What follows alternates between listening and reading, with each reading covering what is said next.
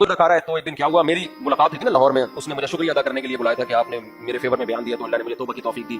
तो अब वो तस्वीर भी वायरल हो गई, मेरे साथ कुछ लोग भी थे, तो मुलाकात की उसने, तो वो तस्वीर वायरल हुई।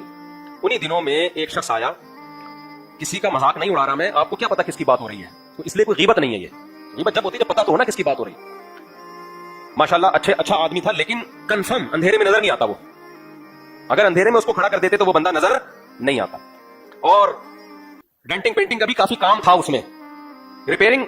मेरा तो मशवरा थे पूरा रिपेयर हो गई है, लेकिन बहरहाल इतना था कि डेंटिंग पेंटिंग से बात लोगों की राय ये थी कि नहीं सेट हो। मेरा ख्याल ये था कि इसको खोल के दोबारा जोड़ना पड़ेगा, ये रिपेयरिंग से ठीक होने वाला नहीं। अब मेरा स्टाइल है यार इस तरह बात करने का, क्या करूं मैं। तो आपको कहानी बता रहा हूं ना, जब तक मैं ये नहीं तड़का जाऊंगा आपको समझ में नहीं आएगा। अब वो एडमिन को, हमारे उस्मान को तंग कर रहे हैं, बार बार मुफ्ती साहब से मिलना है, बहुत जरूरी काम है, बहुत जरूरी काम है, एक दफा दो दफा। मैंने कहा मेरे ये जो स्केड्यूल होता है तो मैं लोगों को कहता हूं कि अगली दफा में कुछ जैसे टाइम देता हूं ना मुलाकात का, तो अब इतने लोग हैं तो अगली दफा में, ऐसे मैं उसको टालता टालता फिर मैंने कहा इसको टाइम दे दो यार। तो काम क्या करें, बहुत जरूरी काम है, बहुत जरूरी काम है, मुफ्ती साहब से कहें बहुत जरूरी काम है। तो मैंने उस्मान से कहा कि यार आप इससे काम की नौयत तो पूछो, तो मैं इसको फिर टाइम देता हूं। तो उस्मान ने नौयत पूछी, मुझे बताया कि वो कह रहे हैं कि मैंने मुफ्ती साहब से कहें कि मेरी उससे शादी करा दें, वो जो क्या नाम था, राबिया करके कुछ, राबिया पीरजादा है, पता नहीं लाहौर में होती है। तो ये आपसे एक रिक्वेस्ट लेके आया हूं।